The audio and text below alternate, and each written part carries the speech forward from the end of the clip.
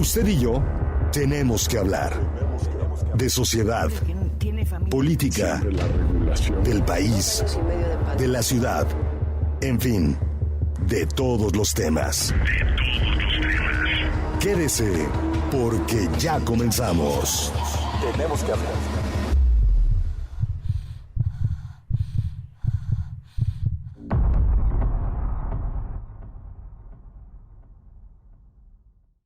Hola, ¿qué tal? Qué gusto saludarle a usted. Ya sabe que cada jueves a las 19 horas usted y yo tenemos que hablar. Pero de todos los temas, y en este día, jueves, en este 2 de noviembre, bueno, pues vamos a platicar nada más y nada menos que las leyendas, historias y panteones de Morelia, pero con el especialista moreliano, historiador, a quien mucho le aprecio y le agradezco que esté con nosotros en este día en Tenemos que Hablar, Ricardo Espejel Cruz. Y vaya que tiene anécdotas, tiene comentarios, aparte de que nos va a platicar ampliamente de algunos de los temas de las leyendas precisamente de Morelia, de los panteones. Ni sabe usted cuáles de las plazas de Morelia anteriormente hubo algún cementerio, quizá ni se imagina, y los que sí, quédense porque Ricardo nos va a explicar y a dar más datos de esto que le estoy adelantando. Ricardo, siempre es un gusto, no es la primera vez que te entrevisto y siempre aprende uno algo nuevo de ti como historiador que eres, apasionado de la historia y del arte, ¿no? Buenas tardes, ¿cómo estás? Muy buenas tardes, muy bien, ¿y tú cómo estás? Muy bien, Ricardo. Muy bien, gracias por estar por acá con nosotros. Ya sabe usted que en 91.5 FM, también 91.5 en lo que es el Facebook Live, en Grupo Mármol Multimedios. Estamos listos para estar en contacto con usted. Ricardo, simplemente digo, para arrancar con este tema el día de hoy, a propósito de la fecha, a propósito precisamente de esos temas, antes conocerte un poco más. A ver, de técnico en hotelería y gastronomía a historiador. Sí. Que alguien me explique, diga por ahí. Platícame un poco de ese tema. Pero aparte, primero, de técnico de hotelería y gastronomía a técnico programador analista. Ok. Después hice la preparatoria abierta para, según yo, terminarla más rápido. Ok. Y posteriormente estudié historia. ¿Y a qué se debió ese cambio? Primero estudié hotelería y gastronomía. Sí. Después de prácticamente un año de estar laborando en el área, vi que no era lo mío. Entonces, mi mamá me sugirió, ¿por qué no estudias computación? Una amiga muy querida de ella, su esposo tenía una escuela de cómputo y me dijo, ¿por qué no intentas estudiar computación? La verdad, me fascinó, me encantó. Al día de hoy es una de las cosas a las que más me dedico. Okay. Precisamente hoy acabo de presentar ahí en el INEGI, donde estoy laborando, sí, una propuesta que llamó mucho la atención. Pero eso sería como tema para otra plática. Para otra plática. Porque es histórico, informática.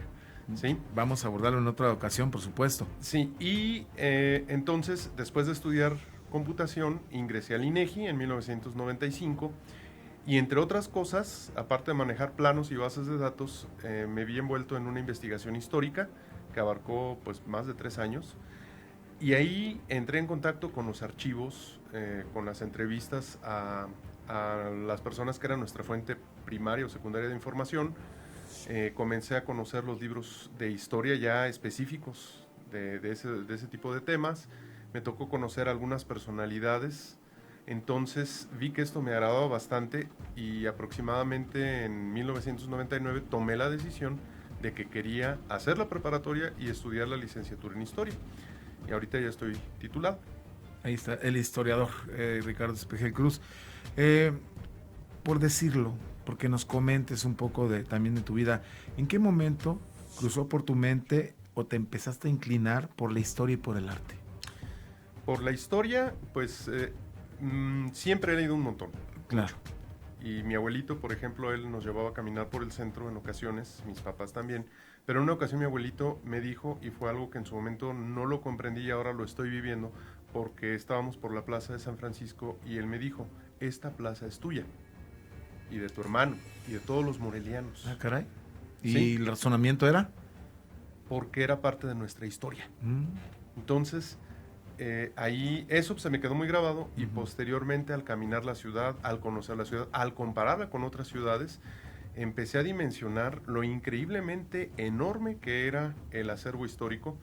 La cuestión artística, al momento de estudiar historia, uno entra en contacto con el arte, pero también en el año 2001 ingresé en un colectivo que era la Sociedad Michoacana de Creadores de Arte como curador de arte digital por la fotografía, porque también tomo fotografías. Ok. Entonces, allí comencé a documentarme muchísimo. De hecho, antes de decidirme por la historia, tuve un poco la inclinación de estudiar arquitectura, pero ganó lo histórico. Okay. Definitivamente. Ganó la historia, que ahorita es una de tus pasiones, supongo Sí. que tienes más. Ahorita mencionaste que con tus papás o tus abuelitos o con tu familia de niño caminabas Morelia. ¿Tienes un rincón favorito de Morelia? Obviamente Claro. hay muchos. Sí. A ver, platícame. Pero hay uno que desde mi punto de vista supera Sí. todo por la confluencia de objetos, Sí. que es Villalongín. Ah, El jardín de Villalongín. ¿Por qué? Es el jardín más bonito de Morelia. Tiene la fuente más grande, tiene una escultura de zinc que representa, muchos dicen que es la diosa Flora. Ok. Si tú te acercas y la examinas, pues tiene juncos, que si bien son vegetales, no son de las flores más representativas que existen. Pero tiene un collar y aretes de conchas. Y tiene una ánfora arrojando agua. En realidad, porque me puse a investigar y di con el nombre del escultor, Sí. no lo sé pronunciar porque es en francés, pero se escribe Sauvage o algo así. Ok. Es de 1862 aproximadamente, y todo el conjunto, es decir, de donde termina la columna, todo el conjunto, que es la base, la dama, la figura femenina y los adornos, se llaman la fuente, y la mujer representa a la diosa Tetis, madre de Aquiles y esposa de Péleo. Ok. Ella, al nacer Aquiles, lo sumerge tomado de los talones en el lago Estigia para que él sea inmortal.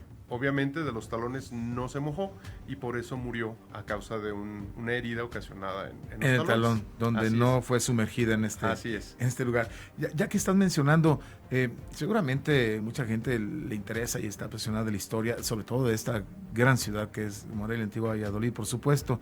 Manuel de Villalongín, platícanos por qué se llama así esa Bien. plaza. Manuel Villalongín se unió a las huestes de Hidalgo. Sí.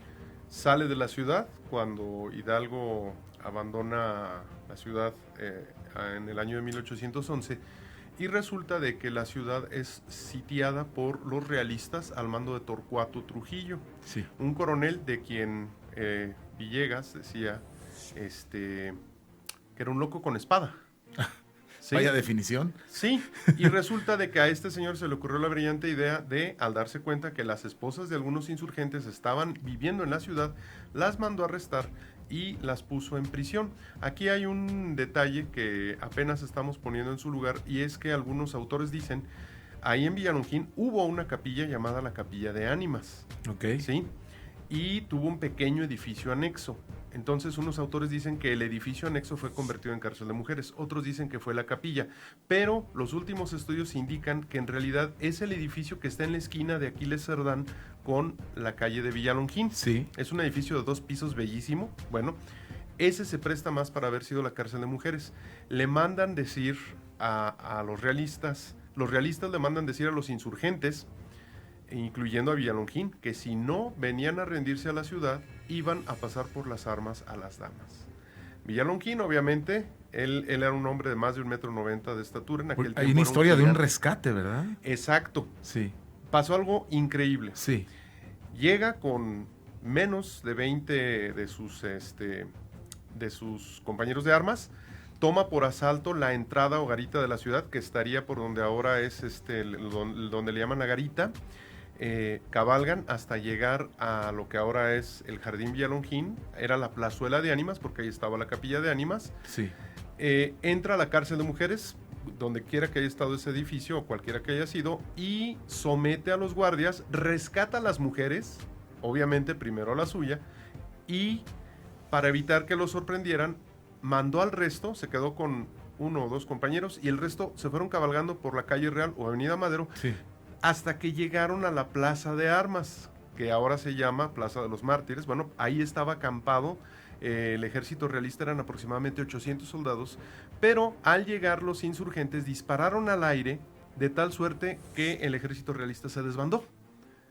Y cuando los que fueron a disparar regresaron, pues algunos ya venían tratando de perseguirlos, pero el resto se habían desbandado.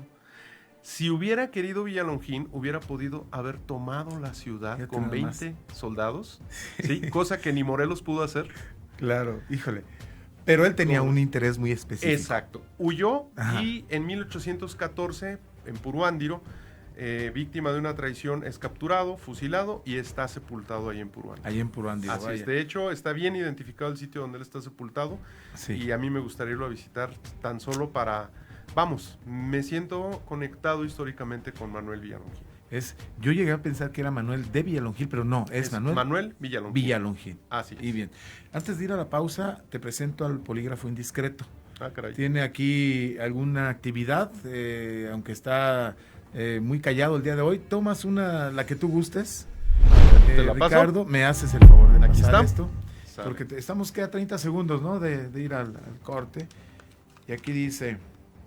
miren, ¿con qué vamos a regresar? Porque esa la vas a responder después del corte, si me lo permites, Ricardo.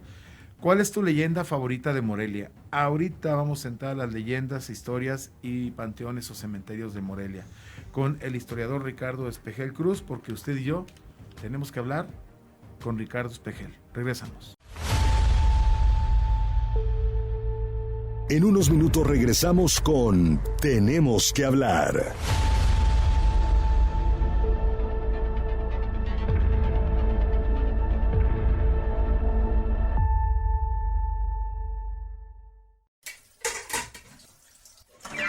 No dejes que los trastes sucios sean el terror de todas las noches. ¡Feliz Noche de Ánimas! ¡Feliz Noche de Ánimas!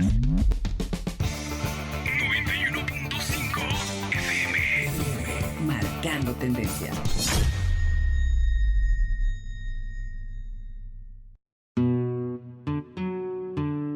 Por las calles de Morelia estarán rondando los catrines de 91.5 FM.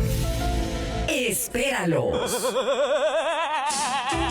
91.5 FM. Marcando tendencia. Formas de contacto. WhatsApp 44 36 87 34 99. Facebook www.facebook.com/Grupo Mármor. Twitter @Grupo_Mármor. Tenemos que hablar.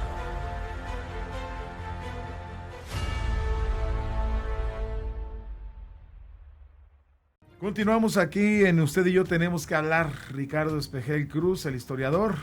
Bueno, pues ya nos dio unos esbozos muy interesantes de la historia, de las leyendas, de los personajes, de lo que es Morelia y de los diversos rincones hermosos que tenemos en esta ciudad capital moreliana. Y antes de irnos a la pausa, hubo intervención del polígrafo indiscreto y con toda sinceridad nos va a platicar, Ricardo, ¿cuál es tu leyenda favorita de Morelia? Y pues no la compartes. Venga de ahí. Bueno, pues la verdad es que son muchas, hay muchísimas leyendas. Sí. Ahorita vamos a otras. Sí. A mí de las que más me gustan hay una que se llama el cuadro de Santa Rosa. Cuadro de Santa Rosa. El cuadro de Santa Rosa trata de que una interna del Colegio de Santa Rosa de Lima, había mujeres, había alumnas del colegio que eran externas, es decir, asistían a clases y nada más, pero había quienes vivían dentro del colegio, ahí tenían su celda, era como si fueran monjas. Bueno, pues resulta de que una de estas monjas es pretendida por una persona que la seduce primero con la idea de que se salga de la escuela, que huyan ellos juntos para casarse y tener una vida de aventuras. Pues ella recibe la notificación de este aprendiz de Don Juan, de que una noche, a la medianoche, en que no había luna para que no los vieran, ella abriera la puerta del colegio, él iba a pasar en una carroza y se la iba a llevar. Y en efecto, ella, como decimos muy provincianamente, hizo su itacate, aguardó a que fuera la hora precisa, Sí. Y tuvo al principio algo de dudas porque estaba viendo un cuadro de Santa Rosa de Lima que le conmovía siempre mucho a ella. Y la veía ahora porque traía una lamparita, no había luz de luna, no había mucho con qué ver. Entonces se escucha la carroza esta, ella sale, trepa con sus cosas al vehículo y cuando marcha el vehículo se da cuenta de que dejó olvidada la lamparita y la puerta abierta. Y de repente ve como una mano muy blanca, muy hermosa, toma la lámpara y cierra la puerta detrás de ella. Creyendo que los habían descubierto, pues le dice a su amado que huyan. El problema es que este pretendiente pues no quería algo formal con ella, sino que la engañó. Le hizo una boda falsa, convivió con ella un tiempo y después la abandonó. Ella al principio comenzó a notar pues que se alargaban las ausencias de esta persona, de su pareja, de su supuesto marido. Ajá, y claro. cuando por fin se anima a salir ella a buscarlo porque pues quedó abandonada de servidumbre, no tenía de compañeros más que los animales que vivían en la casa, sale en la ciudad donde ahora vivía, que era hacia el sur de Michoacán. Y cuando pasan por un templo, hay una boda y resulta que es él. No, se le estaba casando. Por eso le dices aprendiz de Don Juan. Exacto. Bueno, pues ella comienza a vivir de la caridad pública hasta que, lastimada, cansada, siente que estaba mejor donde estaba antes y lo que piensa es en volver al colegio y pedir que la admitan como la más humilde de las sirvientes del lugar. Así que regresa, llega de noche porque llega pues también viajando por caridad, no tenía dinero. Y cuando llega por fin al Jardín de las Rosas se da cuenta, ahí enfrente, era una plaza en aquel entonces, era la Plazuela de las Rosas, ve su colegio, ve el templo y comienza a llorar pensando que era justo la hora en la que había cumplido con el capricho de aquel malandro. Y de repente, a pesar de que ya era noche y se supone que todas las habitantes del colegio debían de estar dormidas, se abre la puerta del colegio, se asoma una mano blanca que identificó como la misma que había recogido la lámpara, se asoma una lámpara, ella se acerca, toma la lámpara, cierra la puerta detrás de ella y comienza a andar sus propios pasos, llega a su celda y se lleva la sorpresa de que no solo no está cerrada, sino que no hay nadie ahí. O sea, era como si la estuvieran esperando y no resiste más y se acuesta a dormir. Al día siguiente se levanta, se viste con las ropas que había dejado ahí de su hábito. Y entonces escucha un llamado de campanas, como si los llamaran a misa, y al salir resulta de que las madres superioras estaban convocando a todas a que acudieran al templo. Sí. Se hincan todas, ella llega y quiere hablar con la madre superiora para explicarle que está de vuelta, que está arrepentida, que la permitan ingresar, que ella pues se adelantó a la afirmativa del permiso, poniéndose ya su ropa, pero entonces le dijeron que de qué hablaba y ella les explicó todas sus andanzas y que pues estaba muy muy arrepentida y en eso le dicen híncate y agradece porque todo ese tiempo que tú dices que estuviste, nosotros te veíamos aquí, pero todo ese tiempo, dice, hasta ayer Santa Rosa, desde que te habías ido, no estaba en el cuadro y ahora está de vuelta. Ella tomó tu lugar porque quería que regresaras. Y así sucedió. Y así sucedió, y ella se convirtió, obviamente, en una de las más grandes estudiantes y maestras del colegio. Con razón, es una de tus leyendas favoritas. Así es. Eso es para un guión de una película, o sea, claro. Una novela de algo. Ahorita vamos a otra de las anécdotas favoritas de Ricardo, porque se sabe y conoce muchísimas. Pero uno de los temas, aparte de las leyendas, que te invitamos también es por los cementerios, los panteones de Morelia. Alguna vez platicaba en otra entrevista con Ricardo Espejel Cruz, historiador, nuestro invitado de hoy, de que en Morelia, históricamente o en antaño, ha habido cementerios en lugares que actualmente pues mucha gente ya ni sabemos ni conocemos. Por ejemplo, a ver si tengo la memoria fresca de lo que me dijiste, ahí en la Plaza Valladolid. Ese fue el primer cementerio de la ciudad. Fue el primer cementerio de la ciudad. A partir de 1543. En la Plaza Valladolid, Así donde es. ahora hacen el mapping. Exacto. Ahí a ver, platícanos un poquito, digamos, de manera resumida, ¿cuántos y en qué plazas ha habido cementerios en Morelia? Más que en plazas, aquí lo podríamos decir al revés. Hubo atrios de templos que fueron convertidos en plazas o jardines y que originalmente eran precisamente eso, el atrio del cementerio, y muchas veces el atrio era utilizado como cementerio. La gente más pudiente podía pagar que les dieran un servicio de sepultura dentro del templo, de ahí las famosas criptas. Entonces hubo cripta en catedral, hubo criptas en San Agustín, en San José todavía existen. Todos estos lugares hay gente sepultada. Sí, dentro de los templos. Dentro. Pero, por orden cronológico, sí. San Francisco, la Plaza Valladolid, ahí fue un cementerio, el más antiguo de la ciudad. El más antiguo. En el Mercado Hidalgo, que nadie le decimos así, todo el mundo le decimos el mercado, la placita de San Agustín. Sí. Ahí la mitad de la plaza fue un cementerio. En San Agustín.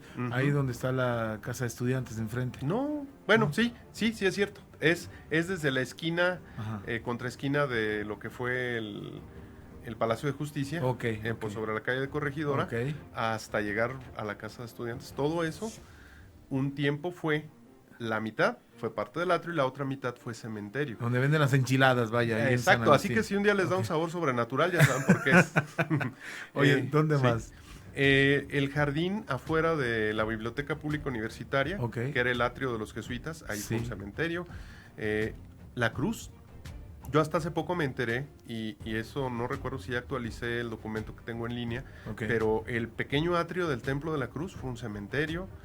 Obviamente, enfrente de San Diego, que es mi ex cementerio favorito porque es el que tiene la vista más bonita, que es el Templo de San Diego. Sí. Y también tenemos San José, bien curioso. Hay pues el rumor infantil.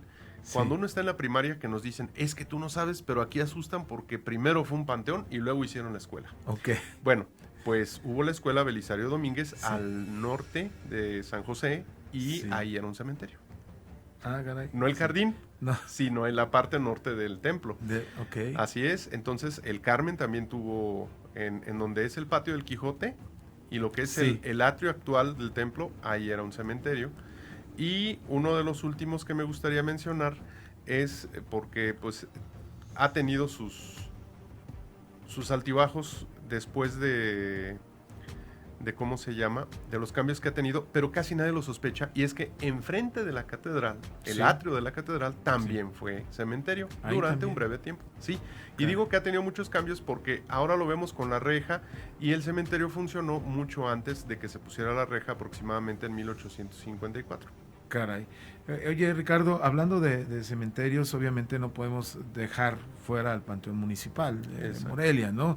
Platícanos un poquito un contexto, y si tienes en la memoria algunos de los personajes más destacados que yacen en este Panteón Municipal de Morelia. Sí, el Panteón Municipal de Morelia surge de la necesidad de deshabilitar y dejar de utilizar el cementerio de San Juan, ahora Mercado Revolución. Mira. O sea, también a mí me encantaba ir a almorzar a veces ahí, pues entonces ojalá y las cenizas de las corundas no hayan sido cenizas de difunto, pero bueno. Me acuerdo que ese se incendió hace varias décadas, ¿no? Sí.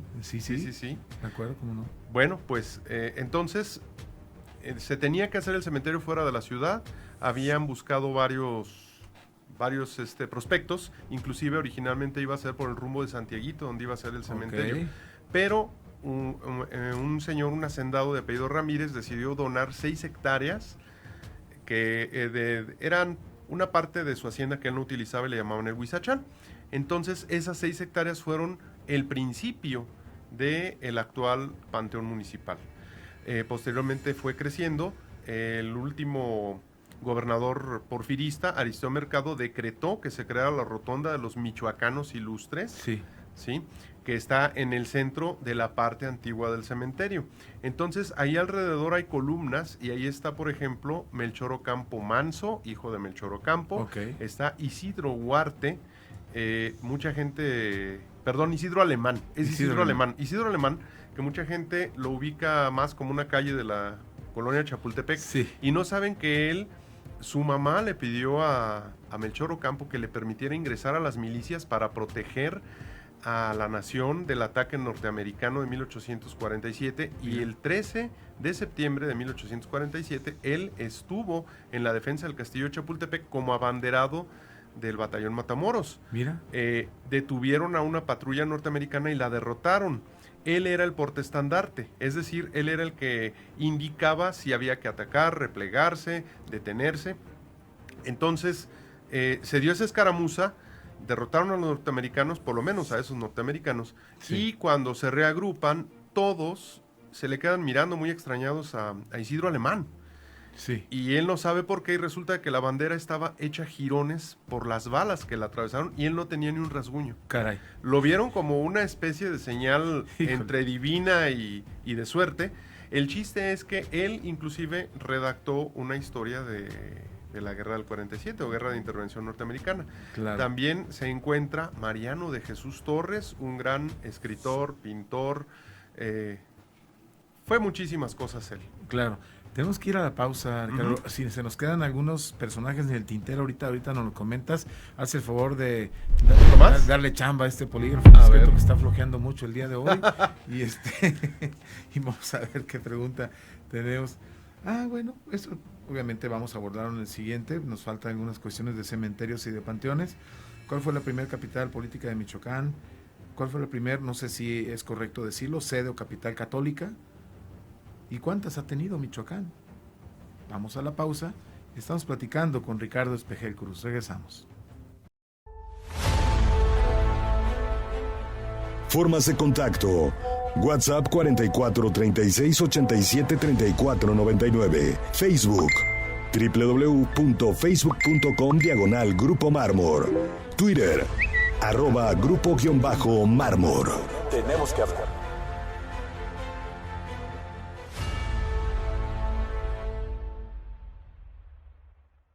Ir a hacer ejercicio, mi peor pesadilla. Feliz Noche de Muertos. Feliz Noche de Muertos. 91.5 FM. Marcando tendencia.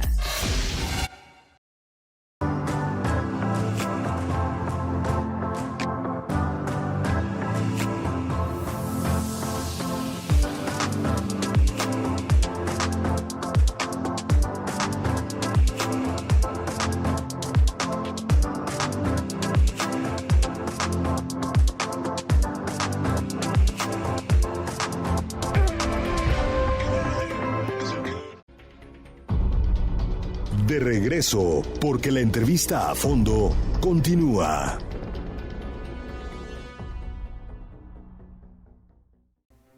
Qué interesante, que ahora sí que lo que nos está platicando, nos está respondiendo, nos está compartiendo y también narrando aquí en Usted y Yo Tenemos que Hablar, el historiador Ricardo Espejel Cruz, moreliano, apasionado por la historia. Y bueno, ahorita vamos a tener todavía más preguntas. Antes de formularte esta pregunta, que ya la leí previo a la pausa, ¿qué personajes se nos quedan en el tintero destacados ahí en el Panteón Municipal de Morelia? Híjole, pues hay varios. Ahí va.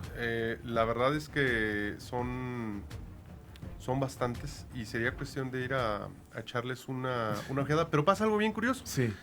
Aristeo Mercado en su decreto decía, Sí. de entrada tienen que estar sepultados aquí todos los que hayan sido gobernadores de Michoacán. Y siendo él el primer gobernador que pues debería de haber sido integrado en la rotonda, no está sepultado. No está ahí. No, y de hecho casi no hay exgobernadores. Interesante ahí, ¿no? A ver, ¿cuál fue la primera capital política de Michoacán, la primera sede o capital católica, y cuántas ha tenido Michoacán? Platícanos, Ricardo. Híjole, esa está muy buena. Capital católica, yo creo que aquí tendríamos que hablar más bien de sedes catedralicias. Muy porque tenemos el cabildo eclesiástico y el cabildo civil. Okay. Entonces, el cabildo civil es donde está el poder político.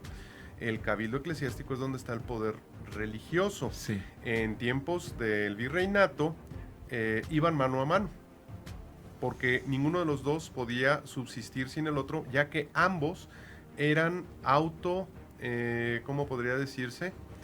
se daban sustento en cuanto a el origen de su poder entre sí. Es decir, los conquistadores habían hecho la conquista en aras de cristianizar a los recién descubiertos, y por otro lado, la iglesia le daba legitimidad a esto, dando a entender que como estaban en una misión divina, pues debían estar haciendo cosas buenas, grosso modo. Pero entonces, aquí lo que tenemos que ver es, a la llegada de los españoles a Michoacán, la capital era Tzintzuntzan, o dicho en purépecha o tarasco, Utzitzila, que tanto en náhuatl como en tarasco quiere decir lugar de colibríes.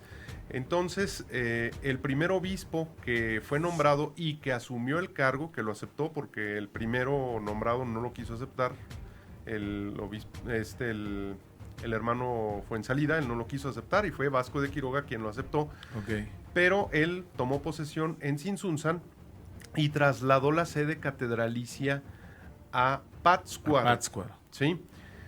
Habiendo hecho esto sin haberse puesto de acuerdo con el virrey entonces busca el crear una ciudad para españoles que no estuviera rodeada de grandes contingentes de pueblos originarios, y entonces es cuando ordena la fundación de la nueva ciudad de Michoacán o Valladolid.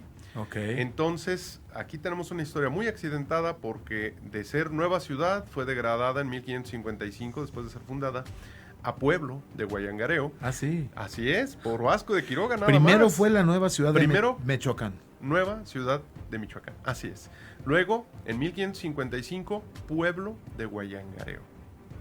Posteriormente, recupera hacia 1577 el estatus de ciudad, recibe el nombre de Valladolid, y es hasta 1580 en que se mudan la sede del Cabildo Civil y la sede del Cabildo Catedralicio a la ciudad de Valladolid. ¿Con la venia de don Vasco de Quiroga? ¿O? No, él ya estaba muerto, él ya había fallecido. Entonces falleció. ¿Por eso pudieron hacer eso? Fue un obispo que dijo, vamos a ver qué tal se pone la cuestión allá. Se mudan, posteriormente Pátzcuaro le disputó la titularidad de la capital a Valladolid y se lo quitó durante casi 100 años. Regresó como hasta 1780, porque sí, estuvo accidentado eso también. Y posteriormente la ciudad cambia de nombre en 1828. Durante los distintos conflictos que ha habido en la ciudad, ha habido la necesidad de mudar los poderes, es decir, cuando había dos bandos en disputa, en pleito, lo que se hacía era mudar a aquellos que representaban los poderes para poder seguir emitiendo decretos o girando papel, es decir, demostrando que ellos eran los legítimos depositarios de aquello que el pueblo les había confiado. Entonces, la ciudad ha estado, o el título de capital de la ciudad ha estado en Uruapan, ha estado en Tacámbaro, y a pesar de que es muy disputable, si lo consideramos como parte de la historia, durante un breve tiempo estuvo en Celaya. Ándale. Sí, pero si tomamos en cuenta que quiénes fueron los que mudaron los poderes a Celaya, pues muy probablemente lo podríamos descontar. Pero sí, pudo haber sido bajo cierta óptica y bajo ciertos personajes, durante un breve tiempo, un par de días, la capital de la ciudad, del estado, pues fue la ciudad de Celaya. Así es. Vamos a continuar. Otra pregunta. ¿Nos falta otro bloque o este es el último? Sí, ¿verdad? Otro.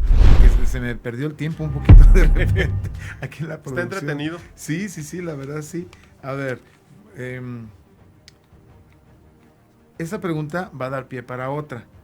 Dice, a propósito de la fecha de hoy, ¿alguna anécdota con ciertas características sobrenaturales que tú conozcas o hayas vivido?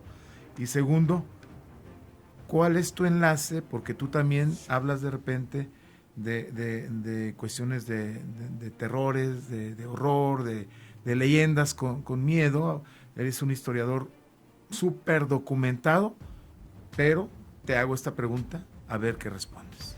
Bueno, en varias ocasiones me han preguntado por qué me gustan los relatos de terror. Exacto. Por ejemplo, a mis hijos yo los arrullaba leyéndoles El Cuervo de Edgar Allan Poe o La Divina Comedia. Ok. No todas, algunas No. partes. Sí. Pero la cuestión es que yo aprendí a leer muy chico. A los 5 años ya estaba devorando bastantes lecturas y en una ocasión, en Semana Santa, fuimos con toda la familia a la parroquia de Santa Ana en Zacapu. Ahí estaba de párroco mi tío Francisco Espejel. Y resulta de que él coleccionaba los cómics de varios periódicos que recibía de la ciudad de Guadalajara. Y esos cómics eran la serialización de las narraciones extraordinarias de Edgar Allan Poe, ilustradas. Ese era uno. Otro tenía la Ilíada y la Odisea también ilustrados.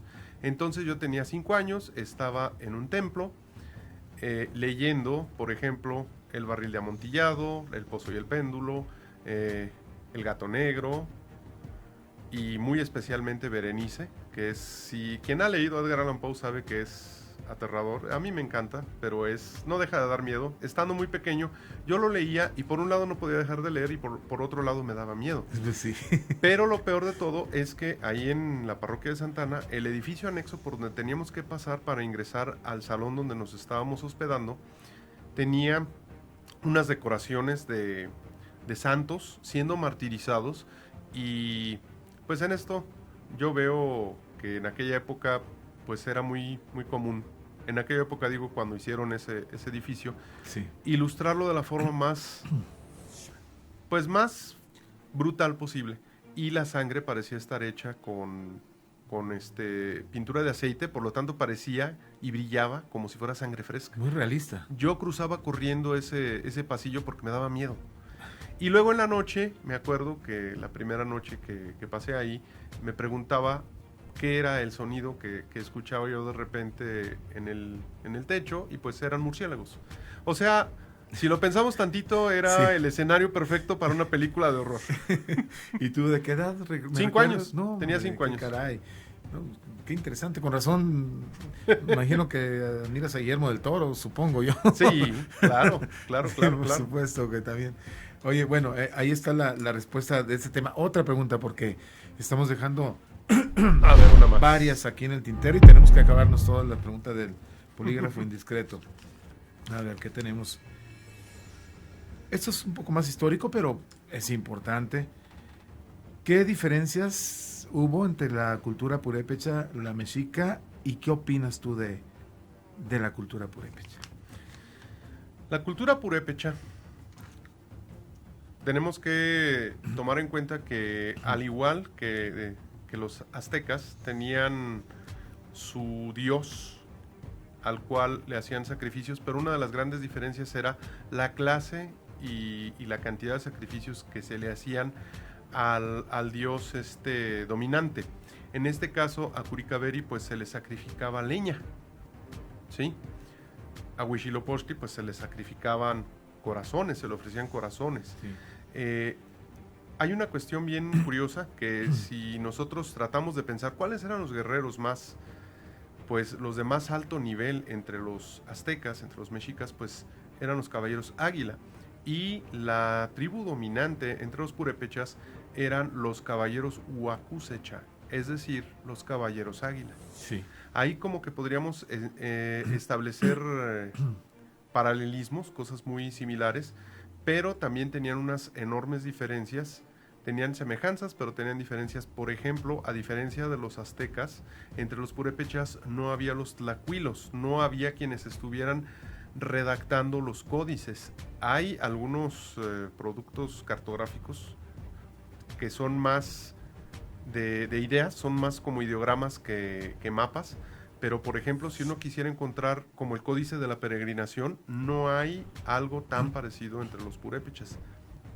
Y por otro lado, otra de las grandes diferencias es que los purépechas aparentemente tenían un mejor dominio del manejo de los metales, es decir, estaban llegando a un perfeccionamiento superior al de los aztecas, y en parte con ello se explica el por qué no pudieron ser derrotados, no pudieron ser conquistados por los mexicas. Las herramientas ahora sí que tenían metal. Entonces, de metal precisamente. Tenemos una pausa, Ricardo. Otra pregunta aquí, si Una eres tan más. amable. Al cabo que poco a poco se van terminando, ya nada, faltan 2, 3. Muy bien. Antes de ir al corte, vamos a hacerle esta pregunta a Ricardo Espejel, historiador, nuestro invitado en Usted y Yo Tenemos que Hablar. ¿Es cierto que la estatua monumento original de las Tarascas fue robada por un exgobernador y llevada a España? Después de la pausa, nos platica el historiador.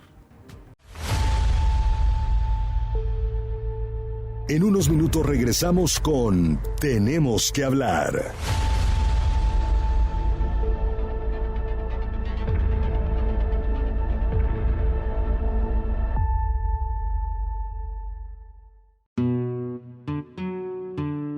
Por las calles de Morelia estarán rondando los catrines de 91.5 FM.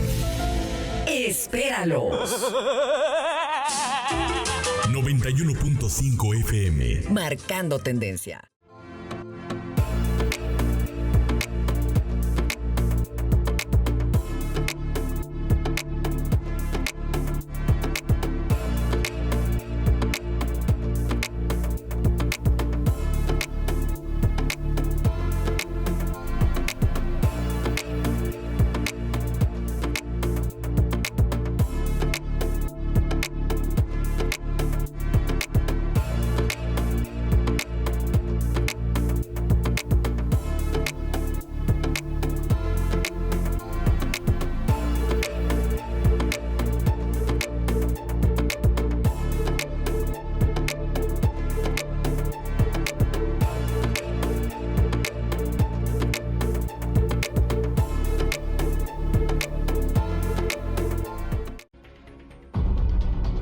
De regreso, porque la entrevista a fondo continúa.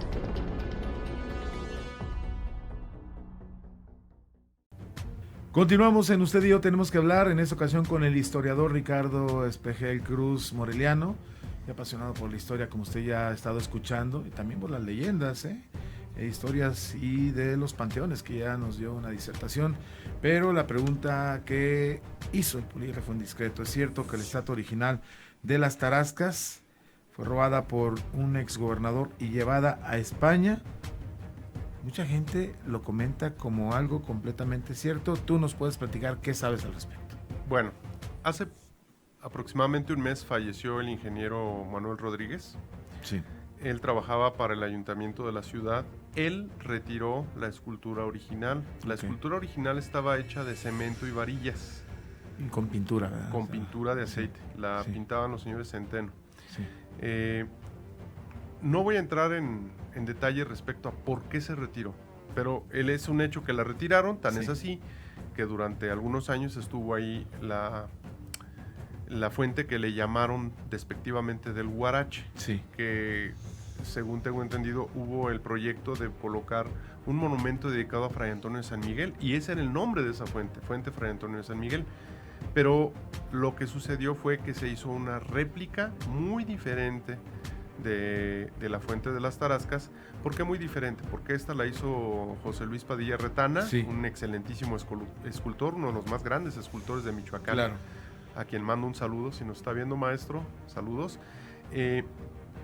Entonces, mucha gente, a mí en una ocasión, una persona en el mercado de dulces me dijo que por qué yo era tan mentiroso, que por qué andaba diciendo que la fuente de las Tarascas no estaba en España, y le dije, mire, todo mundo que nos ha dicho que está en España, les decimos, nos lo podría demostrar, y hasta el día de hoy hay 0 fotografías de la fuente de las Tarascas en España.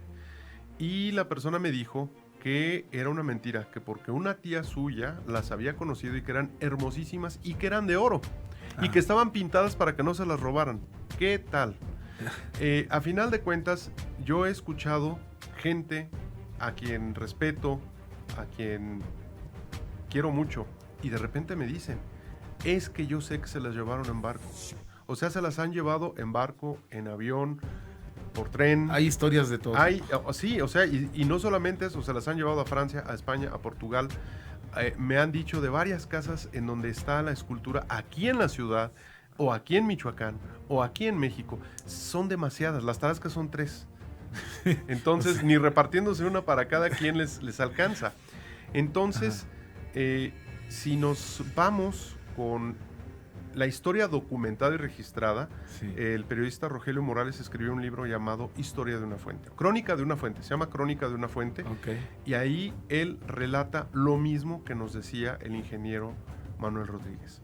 Yo la quité, la llevé a guardar a espaldas de la Escuela Secundaria Federal número 1, donde está Tesorería del Estado. Sí. Después de ahí la colocamos en la feria, en la salida a Salamanca. La antigua feria, sí. El antiguo recinto ferial, y posteriormente se modificó al nuevo, ahora abandonado recinto ferial por Charo. Sí, claro. Entonces, cuando se hizo el último traslado, la batea, o sea, la charola con frutas, Sí. no resistió el paso de un tope y se desintegró. Híjole. Entonces, Ay. si ahorita vamos a ver el que está, la fuente que está fuera del IMSS, no parece que tenga una batea, parece una pizza. Hijo. Está planísimo, O sea. sí, de veras. Y el otro, en cambio, la otra batea, pues era honda y tenía un montón de fruta representada. Bueno, la verdad, hay mucha gente que dice y exigen que quien se la llevó la regrese. Pues sería interesante que pudieran comprobar si sí se la llevaron, para que nos quede claro, así de fácil. Pero resulta de que tenemos la historia documentada y fotografiada de a dónde se trasladó, dónde estuvo y dónde está. Y mientras que hay gente que dice que son más pequeñas, que están más feas, que, híjole, yo creo que la ciudad antes de las Tarascas era hermosa. Sin las Tarascas sigue siendo hermosa. Con las Tarascas es hermosa. Sí. ¿Sí? Si a mí me preguntan, debería de estar en un sitio más acorde con lo que representa, que es la belleza de la mujer purépecha o tarasca. ¿Y dónde podría ser ese lugar? Pues podría ser algún otro lugar, como por ejemplo, la iban a mudar originalmente cerca del zoológico. Ok. ¿Sí? Y no se concretó. A ver, otra pregunta en lo ¿Una que... más? Sí, por favor. A Ricardo. ver, ahí va. No hay en Morelia, igual estoy tratando de hacer memoria porque mira, platicar con un historiador que trae los datos frescos y aquí es así como que hacer un examen recepcional en cuestiones de preguntas históricas. Pero allá en Pátzcuaro, bueno, está la estatua de Don Vasco de Quiroga y en la plaza que todos conocemos. Sí. ¿Aquí en Morelia hay alguna de Don Vasco de Quiroga? Sí, ¿Dónde claro, está en la ubicada? Mitra. Ah, en la Mitra. Está la cierto. catedral, a un lado hay un pequeño edificio. Sí, ¿Sí? Entonces uno entra, a Sí. mano derecha está la entrada principal está. y ahí está. está dentro de Está adentro. así de es. catedral. Y está con su báculo. Ok, bueno. Así es. Si no ha visto esta estatua de Don Vasco, ya sabe dónde está, dentro de catedral. Esta es una polémica. No sé cuánto tiempo nos queda, yo creo que unos 5 minutos, para ir tanteándole 5 minutos. A ver cómo podemos resumir esta respuesta. ¿Dónde fue realmente el abrazo entre Hidalgo y Morelos? ¿En Charo o en Indaparapeo? En el camino entre esas dos localidades. Para acabar pronto. ¿Sí? No, es que hay un... No, que acá, Sí. no, que allá. Sentido de pertenencia y todo eso, ¿no? Sí, pero caray, ni siquiera hay por qué pelearse. A mí me gusta mucho cuando voy a Indaparapeo Sí. por la frase que hay a la entrada del municipio. Sí. Cuna del Ejército Nacional Mexicano. Fíjate Sí, nada a más. mí me Qué gusta frase. muchísimo. Charo tiene una historia impresionante también. Lo que más me gusta de Charo es el edificio religioso que tienen ahí, el ex convento, es una maravilla. Sí. El templo, no se diga. Entonces, todo eso es muy bonito. Entonces, en el camino. Ujú. En el camino. A ver, tenemos la penúltima. ¿Una más? Sí. A Debemos ver. acabarnos todas estas. No, es que yo he escuchado personas hablar respecto a ese Sí. tema del abrazo y no se ponen de acuerdo, Ricardo. No se ponen de acuerdo. Es verdad que José María Morelos perdió una batalla en Santa María de Guido y platícanos. Sí, resulta de que querían tomar la ciudad. Se acuartelaron hacia el sur de la loma. Estaban comenzando a ponerse una especie de camuflaje, pero algunos desertores del ejército insurgente fueron capturados por los realistas y algunos espías también. Entonces descubrieron qué ropa traían puesta, los hicieron confesar que, pues, cómo se iban a tratar de ocultar en la noche, y lo que hicieron, hasta donde recuerdo, lo que sucedió fue que adoptando sus ropajes de los insurgentes y también el tizne que estaban poniendo en la cara para ennegrecerse el rostro, hizo que algunos miembros de los realistas pudieran ingresar al ejército insurgente sin ser detectados, y entonces comenzaron a disparar, y al creer que estaban bajo el ataque del grueso del ejército realista, los insurgentes comenzaron a disparar sin ton ni son, de forma muy desorganizada porque era de noche o de madrugada, y entonces se mataron entre sí.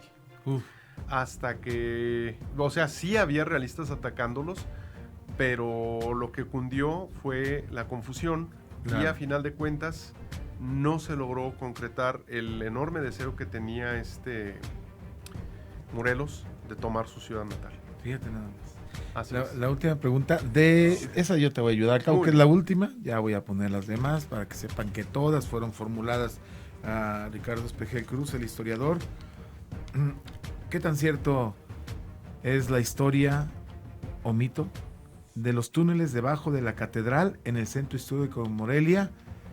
Y bueno, pues platícanos de ese tema. Bueno, yo tengo acceso a un documento en donde se habla de todos los túneles que supuestamente existen debajo de la ciudad. Inclusive hice un mapa y en mi página de internet ahí está. Y lo ¿Cuál es tu descargar. página? michoacanhistórico.com. Ok. ¿Sí? Me lleva la sorpresa después de publicar el mapa y de darlo a conocer que casi nadie lo ha descargado, como que no les llama la atención. No sé por qué, pero hay algo que sí quisiera dejar bien en claro. Existen infraestructuras subterráneas como las criptas en muchos templos. La catedral tuvo la capilla de los obispos, la cripta de los obispos, más bien. La cripta de los obispos era un subterráneo donde durante más o menos 200 años estuvieron sepultando a los obispos y se dejó de utilizar, ¿sí? O sea, sí hay una infraestructura subterránea debajo de catedral. Ahora, de eso a que haya túneles, los túneles, por ejemplo, hay gente que va a Guanajuato y hay unos enormes túneles que se hicieron entre, si mal no recuerdo, fue en el siglo XX ya cuando se hicieron, por cuestiones de agilizar el tráfico y facilitar el drenaje, y no hay algo así en Morelia, pero sí hay acequias, hay cavas, hay fosas sépticas, y hay muchísimas otras infraestructuras subterráneas, como las criptas, que pueden confundirse con túneles. Ahora, ¿qué es lo que me gustaría a mí? Porque si hay un túnel en la ciudad y se puede visitar bajo ciertas condiciones, que es la cripta de Don Miguel de Peredo debajo del altar mayor del Carmen. Ah, sí. El patio del Quijote tiene una barda de negra al final, y hay una escalera, baja uno la escalera, hay una puertita, una con reja. Pasa uno por ahí y llega uno al osario de los carmelitas, y hay un túnel del siglo XX, por cierto, que nos conduce a la cripta de Don Miguel de Peredo. Vaya, vaya, se nos quedan muchas preguntas en el tintero. Ahorita ya no tenemos tiempo ni siquiera para la leyenda de la mano de la reja. Se nos va a quedar para una segunda parte, Ricardo. Es Ricardo Espejel Cruz, historiador moreliano, apasionado por la historia, lector, devorador de libros desde los 5 años o quizá un poco antes, y bueno, pues que nos ha compartido varias anécdotas, varias leyendas y apuntes históricos, que de verdad es un gusto escucharte, Ricardo. Muchas gracias por estar acá con nosotros. Que pasen bonita noche. Muchas gracias. Hasta luego. Ricardo Espejel. A nombre de toda la producción en audio, en video, a nombre de la señora Lupita Morales, nuestra presidenta del Grupo Humanos Multimedios, mucho le agradezco. Yo soy Víctor Americano. Recuerde que cada jueves a las 19 horas, usted y yo tenemos que hablar. Finalizamos por el día de hoy, pero quedamos al pendiente, porque usted y yo tenemos que hablar.